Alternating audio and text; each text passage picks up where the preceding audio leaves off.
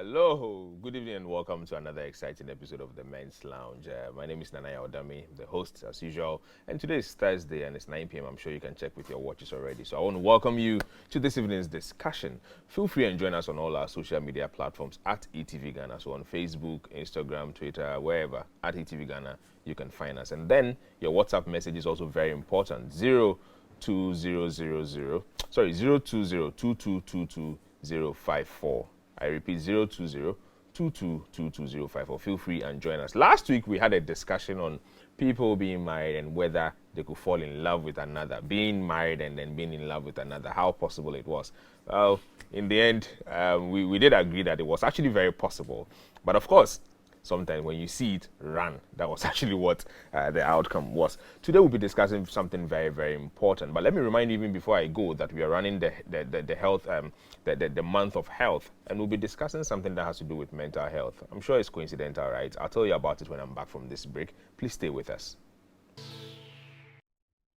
Welcome back. If you're just joining us, we are in the men's lounge already. And like I said, when I'm back, I was going to introduce the topic, something quite coincidental, so much that we have chosen to discuss mental health. And this whole week has been about I mean, there's been so many examples already, talking about our own brother, Funny Face, and what he's going through. It's kind of obvious he's having some stress level being too high or some depression somewhere, and obviously resulting in what we see accordingly also with his mental, Anyway, I'm not a doctor. I can't speak much. I'm sure at some point I'll be asking my folks today what exactly they think is wrong. Maybe I'll start with that. But before that, let me introduce my folks. Today, I'm doing the discussion with Dr.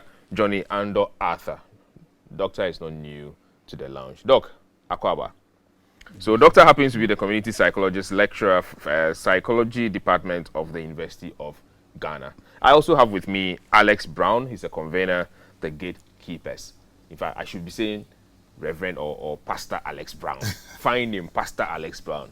Akwaba. Yeah. Good to see you. Good to see you John, too. from that point, Moza. Yeah. Nice one. So, how has the week been? It's been good.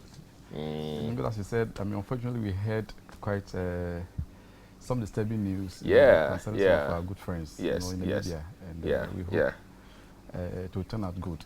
We hope it does. Sure. But I mean, I probably even want to start with that. It's quite coincidental, but we want to talk about that.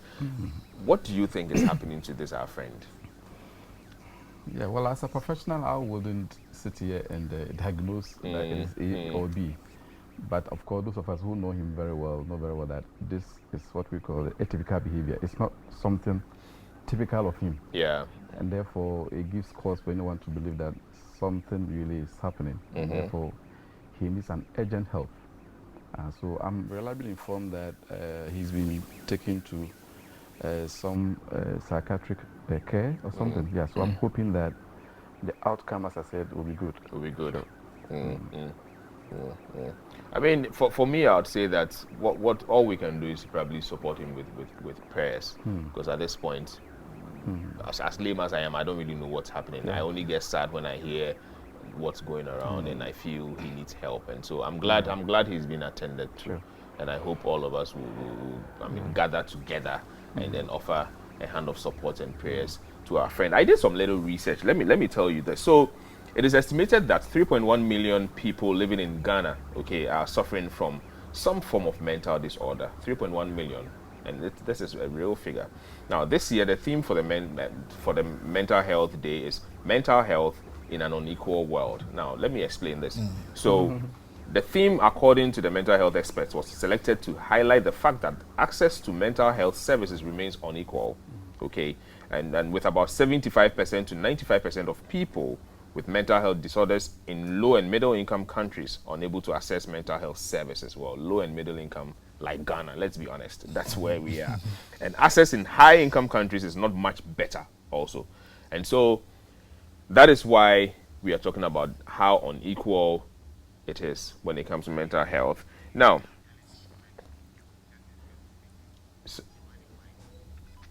so maybe we should just go straight to the point. I'm going to start with you, Alex. When we say someone has mental health problems, what exactly do we mean? Yeah. All right. So, a very good evening to you, your viewers, and it's a nice set you have here. So mental health problems. Now, just to say what mental health is the state of well-being of a person's psychological and emotional well-being. Now, the figure you quoted, I think they've been over generous with the figure, because if you look into the subject matter carefully, the number is way beyond the 3.1 million. Because if you are looking at it from the definition, what it is, the psychological and the emotional alone can capture the whole, in fact, the whole Ghana. It's not surprising, the professionals will tell you, everyone walking on the street has one form of mental health issue. It just hasn't been triggered, eh? And triggered. So I have a couple of friends who are in academia, who are also doctors in this area, and they will tell you. Yeah. They will tell you that once in a while, just go have conversations with the specialist and Charlie, more assessing your man. So the figure is charitable. It's way beyond. Because when you look at the emotional well-being of people, not many people are all right. Now, you're talking about your emotions, how people respond to pressure. You are late for work. See what we see on the road. Now, these are sick people, in quote. I don't know how else I could put it. I put it mildly sometimes that we are not well. We are not well. We are not well. I don't want to say we are sick, but we are not well. Because the things that happens on the road indicate that we are not well. Somebody will see red and cross. I think it's a mental health. So it's not even just being disobedient. It's simply a mental health problem. So he is a professional. I am a pastor. Yeah. Now my training is that we read any and everything. Yeah. So that we can be relevant to the people that listen to us. So I know that from a research point of view. Okay. Now, I know we'll get to where we would tie in the manifestations of the physical to how it applies to the spiritual. Okay. I'm sure we'll get there. Yeah. So simply put, is the well-being of a person, their psychological being and their emotional well-being. And if you are picking just the emotional situation of people, I would say about 90% of us are about not 90%. So before I even go to Doc, I still want to find out. So mentioning that, I mean, of course, you're a pastor. Do you encounter such people? Obviously, you would say yes, everybody. On daily basis. On daily basis. On daily basis. Oh, all right. I hope. Okay, let me say something else. I know a man. He's also a pastor. He told me something just yesterday. I was going to share my experience, but let me leave my out. Oh, you had psychological problems. Something that I experienced, but let me just leave that there and share another pastor story. He called me and said that, Charlie, Minia, bon pay mami. And I'm saying, and I say, I had an encounter that I think that, Charlie, we need help. That's okay, share with me. So a lady calls him, and the lady wants him to say, onfa akwanchere, onyusu akwanchere, to get a man to come propose to her. This lady is a very, if you like, serious supporter of the ministry, and this is a young man doing well. Ti sofone fa akwanchere and man imbe propose. A mental health situation.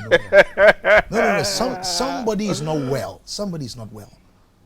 And pushing somebody else also not to get well. Yeah. So we just. How do you get Akwanchere to do this? Oh, but it's all over the place. It's all over the place. Alex, thank you. Doc, so I'm coming to you now from the professional point of view. When we say someone has mental health problems, what exactly is that? I think, again, let me say thank you for the good work you're doing for Mother Ghana. I think this particular program has been an avenue get every information they need to be able to survive and function well. It's for God and country. I mean, Pastor has just said the ball rolling, and I think you really hit it so right. It's about everything. Okay, WHO, for instance, will say ability to realize your potential. Okay, ability to contribute meaningfully to society. Ability to cope with stresses. Okay, ability to what? To be productive. So if anything affects any of these domains, there's a mental health problem. Are you able to cope with stresses around you? Are you able to contribute meaningfully to your society? Are you able to be productive for your own self, for your family? Okay. Are you able to realize the potentials? And so we need to always look at it from this perspective as given by WHO. And therefore, when we see any challenge in these areas, then we are suffering mental health issue. And as Pastor said, it is virtually everything that we see. If there's function, our function is affected in any way, okay, our quality of life is challenged in any way, that's mental health. To the extent that sometimes when you don't even have money, you can't even think well. You can't really realize certain potentials you've got to have. Yeah. Okay, but of course, some of these things may be just usual, normal adversities, but it gets to a point where it affects your very survival. It affects your very functioning. You cannot step out there to go to work. You cannot relate with your friends, your family very well. We are hearing cases of people just killing their wives and beating their children to death, and it is not normal. So there are some underlying mental health issues, and as Pastor said, virtually all of us suffer one mental health problem or the other. It just hasn't been triggered. Oh, yes. And so occasionally, like you said, we need to just pass by. I mean, the therapeutic centers, our professionals as psychiatrists, just go and assess ourselves. There's nothing wrong about that. Really? So, yes. I mean, just as you do your normal periodic checkups, you should also consider mental health checkups as well. Hey, so when you go and you are told that you will get help. So you get help. How do you go back and report this to your wife? What you just said, is one of the reasons why the issues are even getting complicated. It's when you're real, but uncle. Doc, tell me this. How prevalent is this mental health issues in this country? Well, I think as a nation, let me say, quite a few researches that have come up. I mean, it's telling us that common mental health disorders is quite high. I think recently a group of scholars in the University of Health and Allied Sciences did a very big scale study on prevalence of common mental health disorders, depression, anxiety, and stress. And I think prevalence of depression alone was more than 25%. That is, if you take 100 people, 25% are suffering depression. Okay, for anxiety, more than 50%. Wow. People going about and they are anxious. For stresses, I think they found about 9.something%. And put all together, we have what we call comorbidity. About 8% of the people they studied, okay, suffer all the three put together. Wow. So we call it comorbidity. And my friend and I mean, a colleague of mine and I also did a study among the university students, prevalence of depressive symptoms. And interestingly, almost 40% of students, okay, were found to be depressed. So it is quite prevalent here in Ghana. And I think, Pastor, I like the way you put it. It's like we are even underestimating the figures. Sure. Because many people don't even go out there to even assess to know really whether they have it or not. But they are living with it, and it is really creating problems for them. So it is quite high. And I think as a nation we need to double up, efforts to. Interesting. Let's take a little dive into the mental health care in our country currently. What is the situation? Let me say that it used not to be too good. But I think that there's a renewed commitment, on the part of government to at least invest much more in that. I mean, you and I are witnesses to the fact that as a country, our public psychiatric hospitals are how many? Three, yeah. Ankafo, Accra, and Pantine. They are all in the south of Ghana. Okay. I mean, what about those who are at the northern part of Ghana? When they suffer, should they come all the way to Accra? It is said that mad people walk. They probably walk and we find them. And even within Accra, the question is, I go to Asylum, it's just right here. Yeah. Just look at the conditions there. Yeah. In fact, the money they need, even the budget. In fact, the budget for mental health care in Ghana, okay, it's just a tiny fraction of the total budget given to the entire health ministry. And so as a country, I think the commitment to mental health is even very small. Again, we also have a challenge of professionals. A lot of professionals, okay, are needed, looking at the enormity of the challenge we have. But if you look at the number of psychiatrists we have in Ghana as compared to the population, number of psychologists, number of counselors, and looking at the prevalence of mental health all over the place, I think that a lot needs to be done. A research that was done by a colleague showed that in Canada alone, the number of Ghanaian psychiatrists, there are more than Ghanaian psychiatrists in Ghana. That doesn't mean that there are too many people getting, psychology problems in Canada than Ghana. Not really, but the point I'm trying to make is that because they acknowledge that it is something that is very important to quality of life, and so much investment needs to be done there, and therefore when you are a mental health professional, you are paid well. Okay. And so people are trained here and they go and see greener pastures there. Sure. So we are having deficits with regards to manpower. That is a key challenge. Apart from the challenge of budget being so small, and then lack of professionals, we also have lack of assets, lack of facilities. Like I earlier mentioned, the whole of the northern part, there is no, public mental health facility to even take care of people who are in it. And again, the issue of stigma. The issue of stigma. My brother, let people, close friends of yours hear that you have been sent to Accra Psychiatric Hospital for just one hour assessment. It will be all over the news. Interesting. Hey. And it's obviously one of the reasons why men will not even want to talk about it at all. It's bad. I see. Stigma is a huge challenge. Pastor, Yes. Alex, so from where you sit, I have seen a lot of institutions where you belong do a lot of visitations to these, psychiatry hospitals and, such places where mental health issues are taken care of. You have come quite close to these, if I'm right, sometimes. I have, yeah. What impression do you get as to the system we have?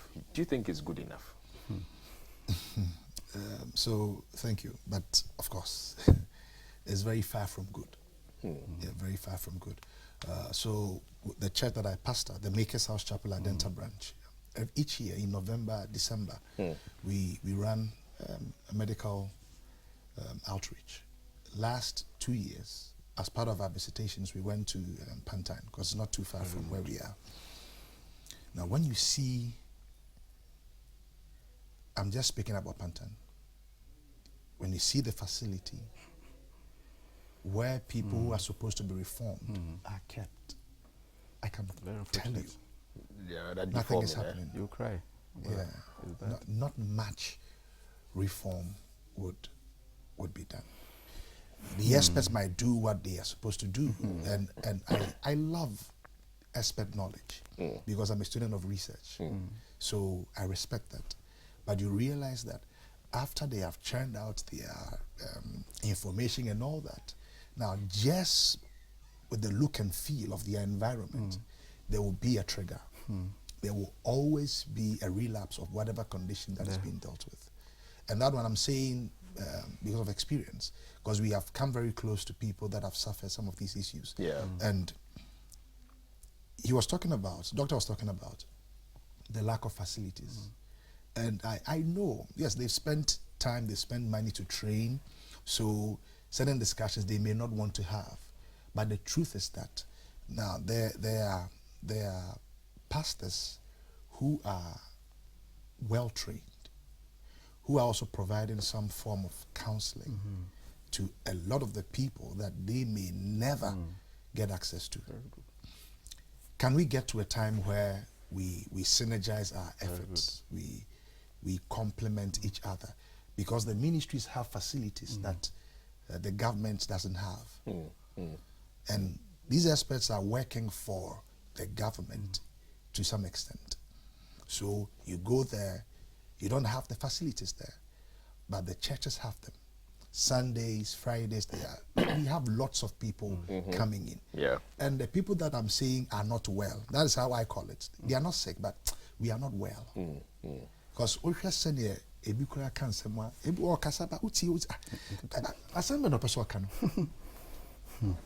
me just say this just for laughs, but it's true. One of our members, a young man, I called him to do something for me around the church. I wanted him to pick up a document from a place and deliver to another place. And he said, "Oh, minim hono." I said, "Oh, there is a White House there. So where you are picking a document is directly opposite the White House. Now, can you imagine? He gets to the place and calls me and said, Rev, a dime is you. He said, Rev, a dime is you. No, he got to the house and calls to say there's no house. There's no house there. Wow. I have no idea. So for a moment I thought, so I asked him, where are you standing? Then he mentioned the opposite building, which was correct. And he said, the direct opposite, there is no building there. And I said, no. If this one is correct, that one should be correct. Which is supposed to be the White House. It's supposed to be the White House. I said, dime be in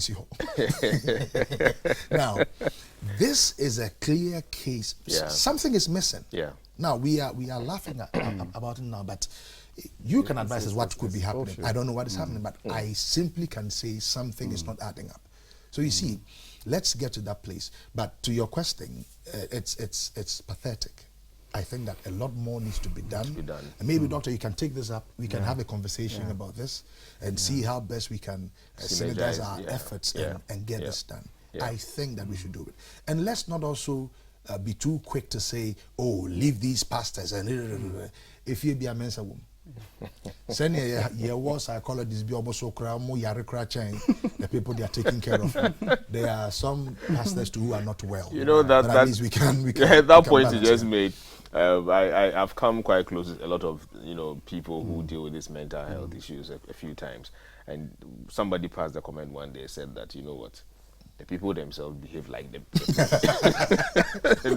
I couldn't help it. I just said, you know what, it's okay. Let's not even go there. It could be because they've interacted with them for so long.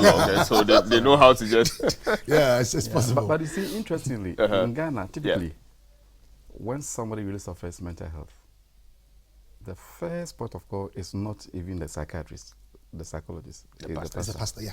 Interesting. In fact, they are trooping to the pastors. Yeah.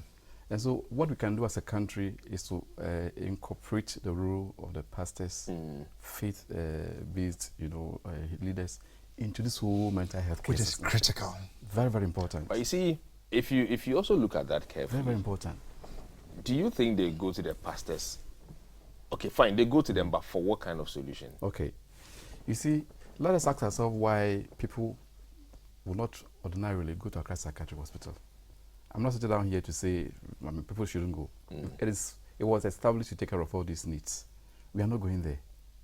Like Pastor said, go there, look at the condition over there. Yeah. So people enter there and they feel dehumanized. Sure.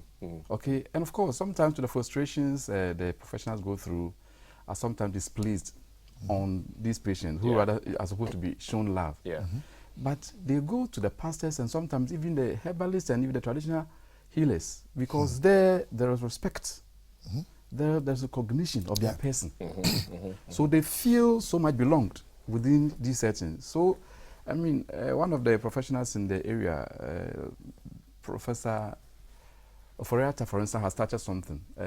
She's engaging, doing a parallel study with a church somewhere in the Eastern region. And the whole idea is to train them so at least they can take care of some of these basic mental health issues because the people are going there. Yes. So now the name of the game is task sharing. Okay, task sharing. Let us share tasks because after all, we don't have the resources to attend to all these needs. So why don't you bring those who are ready, providing the service and train them so we can work together with them to meet the need. All right, so it looks as though that there is already something that we need to be doing. Let's create some sort of synergy, between these facilities that the churches own and also the established facilities for or by the government. I mean, there should be a point where we can work together. I'll go on this break. Please stay with us. We'll be back shortly. Welcome back. If you're just joining us, we are in the lounge. We're discussing mental health issues, and we have Dr.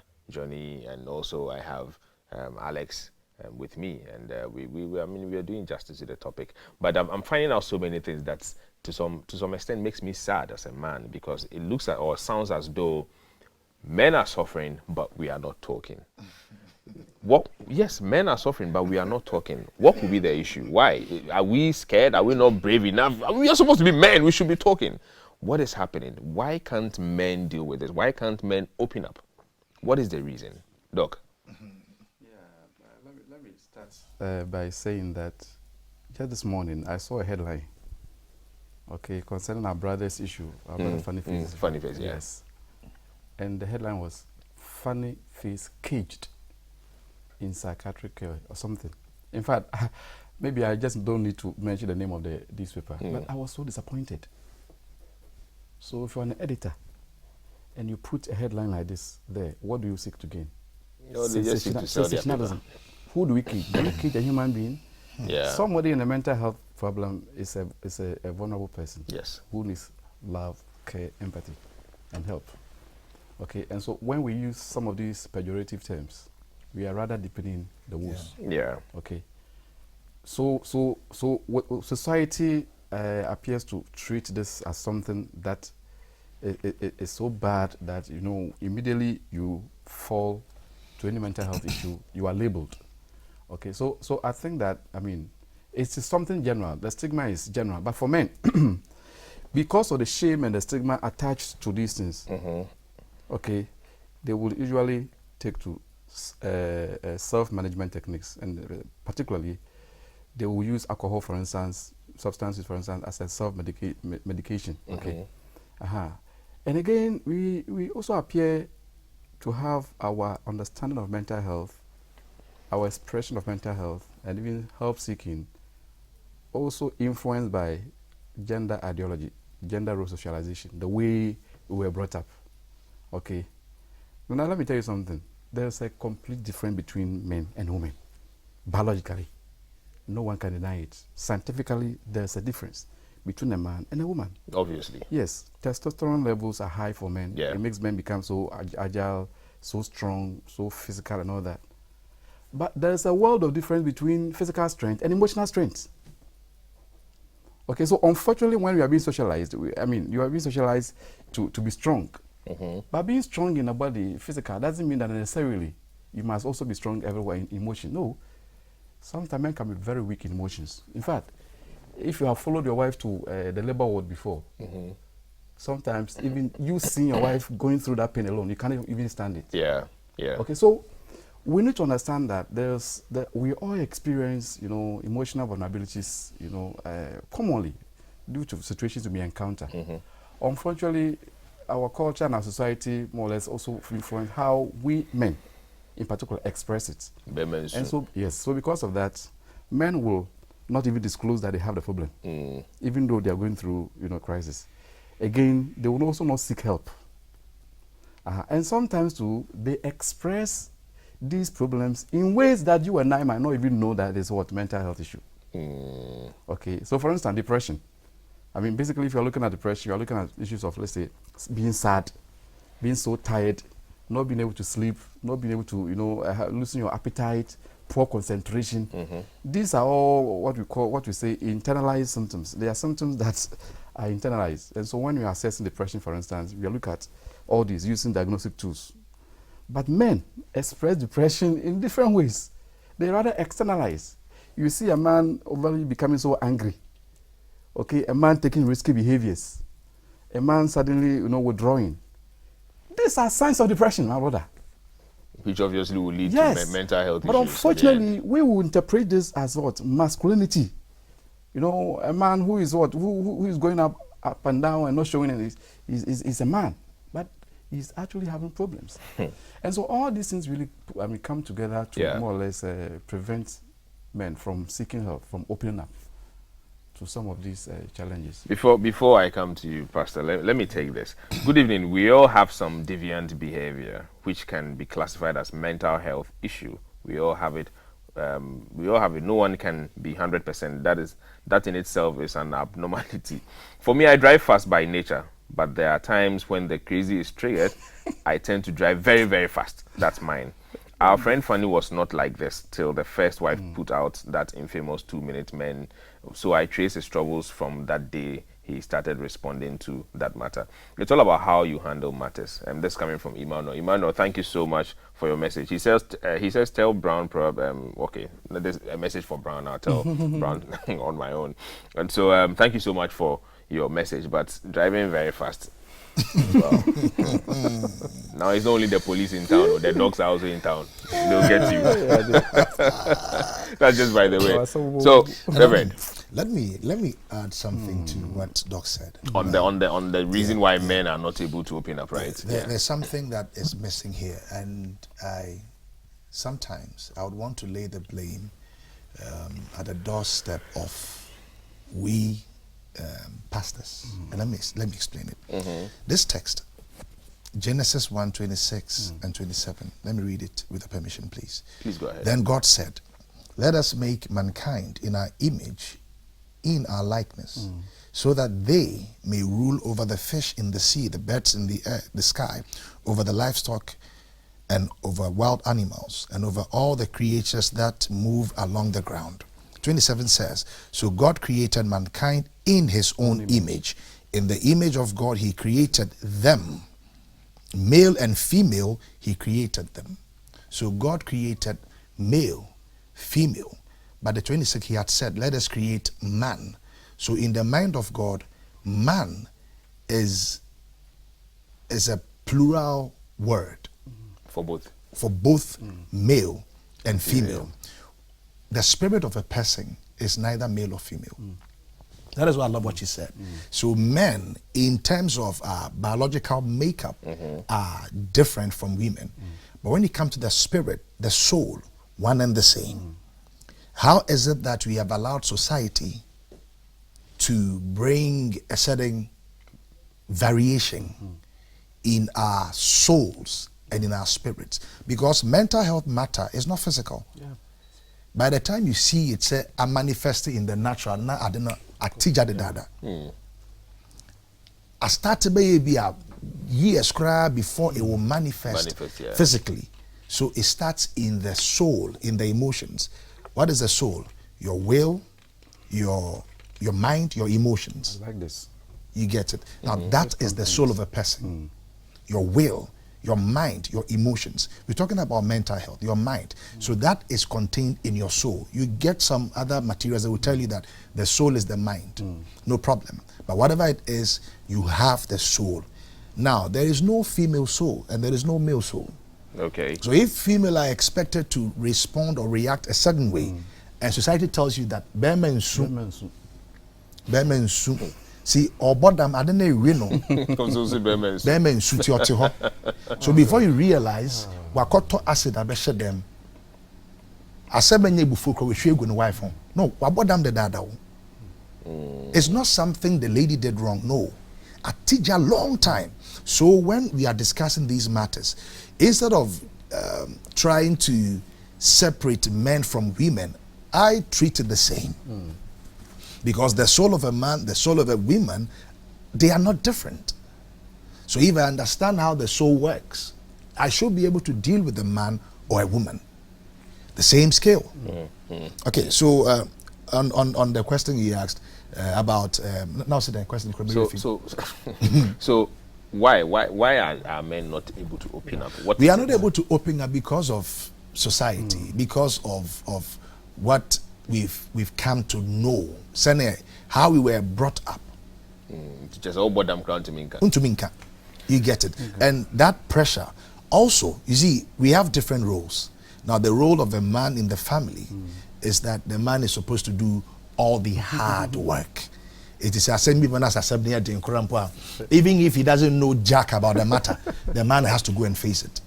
It's some of those things, and I find a lot of them quite disturbing. One of them, Crampa, was it Obama dear? Or seeing so much why then Batman seeing so much. And you see, these are interesting sayings that forefathers used to say. But you see, well, they are just supposed to make you a man, I suppose. Not no, necessarily. That's a history. And you get it. We've gone way past. I heard a story about this family. As a pastor, you hear things. Now, the man lost his job. The woman is gainfully employed.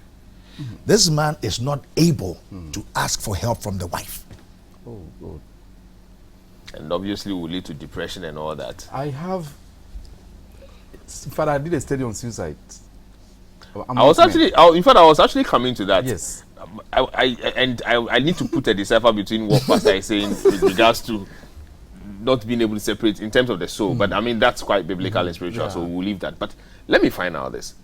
Between the men and women currently, and from your professional point of view, which people are suffering most when it comes to mental health? Both men and females are all suffering. In fact, like I said, the issue of mental health, affects everyone. No one is exempted. Okay. Children, men, women, men. Of course, from but that research the you put across, difference lies in the expression. Okay, the difference lies in the expression. So females will usually open up. Okay, and men will not. Talk about it. No. But men will not. Oh, like I said again, it is about socialization. So like Pastor was saying, in one of my study, there was this man who actually lost his job. The wife was gainfully employed. It was going up and down. At some point, the wife was even trying to give the husband money. Or made them in pep or basika. Anje.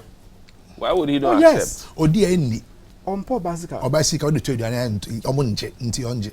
So that is why I think that this is your program, like I was telling you earlier. Yeah. We just need to, appeal to people to really support, because men must listen to this program and get to know that, we are humans first. Yeah. Okay, before all these distinctions. I mean, those of us who are Christians, Jesus Christ at some point wept. He being the King of Kings, the Creator himself, at some point when he came, into human, flesh, he wept. And at some point he lashed the people. I'm sure he was depressed. He didn't weep inside the room. He wept publicly. Outside, publicly. Let us acknowledge our distresses and go for help. There are help everywhere. I see. Okay, so let's really emphasize that point very well.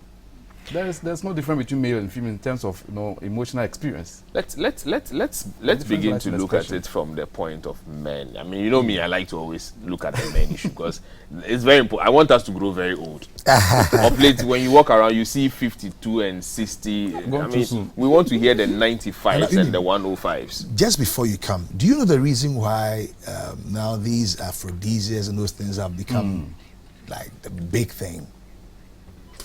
Mental health connects directly to your libido as a man. Oh, you are. So many men, or your KO, in their 20s, 30s, or trying to but brother, I do joke. Brother, I do joke. Brother, I am you get it? And this can lead to some of the suicide that people commit. Doc, you need to go back to the suicide issue. I have research. Okay, so that shows that people have killed themselves because of some of these challenges. Well, I mean, it's all about, just Google my name and see some of the papers and read. I can even send it to you. People can kill themselves.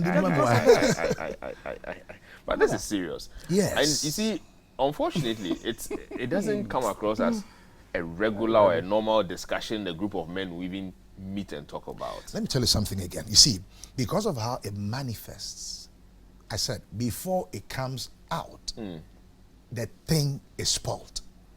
So many of us is still internalized, as you said. It's inside. It's all braille. So I'm telling you, one of the ways you can know that you are suffering is that when you check now, I say, I don't know, brother, but he's struggling to survive, and you need some aphrodisiacs, you need some drinks to activate matters. Please go and seek help with your mind quickly. It's one of the easiest ways to know something is happening.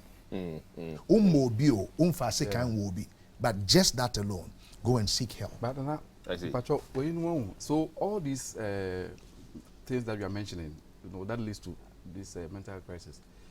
On their own, they don't kill. They don't. No. They don't destroy. They don't damage. You not. I mean, doing well in bed. You losing your job. They don't kill. It is how we interpret these events in our lives and how society also react to us when we suffer these adversities. That is what kills. A man who is having a problem in bed, should people around him hear about it, how are they going to relate with him? A man who has lost his job, losing your job doesn't kill, but how is he going to be, related by his own seen as a man who is not working? And I keep on saying this. There was this story I heard during this recent banking crisis. Somebody lost a job and a church tried to raise funds for the man as a capital, and I was so happy. I really wanted to know whichever church did that, so I'll go and just commend the pastor. You see, so assuming that, you know, every time when there's a harvest, you are the chairman. Okay, every time when there's a program in the church, you are given a role. You lose your job. And then suddenly, okay, the church doesn't appear to even think that you even exist. Yeah. Okay, friends Yeah. keep on withdrawing. Yeah. These are the events. These are what brings that interpretation that this state I find myself in makes me feel worthless. And therefore, I should just, you know, take my life. So it is not just about this individual event, but how we all relate to people when they find themselves in such adversities. I see. Let's look at. I mean, obviously, in the past couple of months, or I mean, the past year, our new best friend COVID has been around and has been following us everywhere we go. Has COVID played any role or added on any extra, you know, happenings to mental health issues in this country? Oh, I mean, of course, there's quite a lot of research that has been done since COVID, and even the WHO itself is reporting that virtually all mental health, you know, disorders we are familiar with have all gone up just during the period of COVID. Okay. I mean, of course, we're all locked in the rooms. People lost their jobs. You know, the anxiety, you know, in the system. People fearing that they are going to die, especially those we labeled as the most at risk, like the old people, for instance. Okay, so all these heightened underlying mental health issues. And so issues of suicide, we saw issues of suicide going up in some places, even spousal abuse of children. It all happened. And I think so COVID really exacted a heavy toll on virtually every part of the globe, especially the issue of loss of job. Yeah. I want to ask Reverend this question. You know, from the start, we did mention, I mean, the comment you had put across as though people, it would be good to have that synergy, okay, especially when a lot of people would rather go to the pastor. Do you think society sees mental health issues more from a more spiritual point than the physical, as we see being the reason why they run to the pastors? You don't think that is what it is? So it's yes and no. Yes and no, because we are very religious. Yeah. Africans, we are very religious. So looking at it from that lens, you would say yes. But no, because you cannot deal with all mental health only by the professionals, because there are a number of the issues that go beyond professionals and the work they do. Let me give an example. A mental health that is spiritual in nature, some of them are spiritual. How do you explain this? Someone sleeps and dreams, for instance, that a gift has been given to her. What was the gift? Tortoise. She wakes up in the morning and half of her body is paralyzed. How do you interpret this? I joke with this that you cannot counsel a demon. So if whatever is happening to the person is spiritual in nature, what do you mean chip before for? What do you mean two before for say me two for sasawadring? No, but I mean how? You cast it out. So some of the situations that lead into mental health are spiritual in nature. So the professional will tell you, even though some of his colleagues will deny it, but they will tell you that some of them, they will say, able to me, seek spiritual help as well. So you check the scriptures. Now, 2 Corinthians 10:5 says that we can arrest thought and submit it to the obedience of Christ. How do you do that? The psychologists can't define that because it's spiritual. How do you arrest a thought that has come into your mind and subject that thought to the obedience of Christ? Because every mental health starts with a thought. So low in libido is in your mind. And the example he gave, the chairman who has lost his job and now the chair does not call on him again. It's a mental thing, it's in your mind. So how do you arrest all of these thoughts and subject them to the obedience of Christ? So yes and no, that is your answer. I see.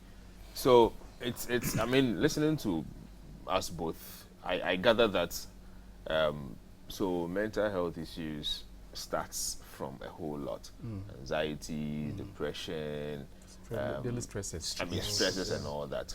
So as men, how do we prevent these things? How do we keep ourselves so much not to even get anxious, not to even get to all these depression? How should we live our lives in order not to just get there? Okay, so I use the analogy of the car. A man doesn't joke with his car. The least problem, he will take it to the workshop. And for sometimes, even the very last money on you, you will use to even take care of your children. They will go and use it to fix something like that. So if we can be so conscious about our car, why not being conscious of our own lives? Yeah. So it's just a matter of really understanding that we are humans, and of course there are certain problems and challenges we may encounter. I mean, two things.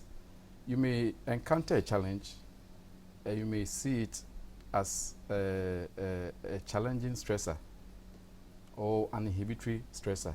Okay, by a challenging stressor, you are rather going to take it, okay, the challenge, adapt to it, adjust it. I mean, adjust yourself to it, and then maybe learn something out of it, grow out of it, move on. And people have really moved on, have really done so well in life. Good ideas may have come from people who suffered certain problems and they saw it as a challenge. But if you see it as a hindrance stressor, then of course you are telling yourself that there's nothing I can do. So helplessness sets in, hopelessness sets in then. So let's remember this analogy of the car. I mean, sometimes we are even told that on this particular day, just go and change your fuel. Go and change your oil. You don't have to wait for the oil to go off completely, dry off completely, or car giving you problem before we go there.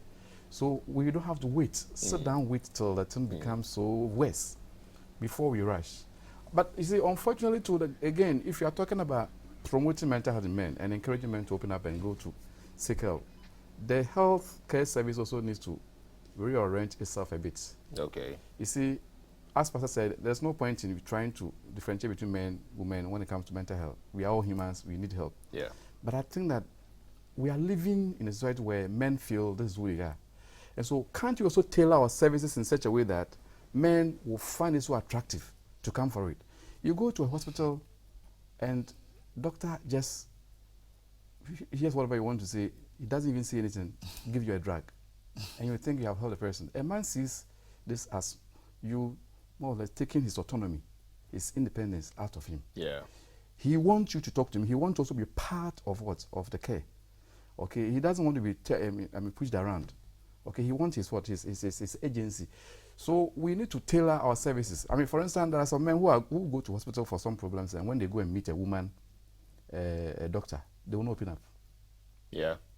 They want to relate with what? With their colleague.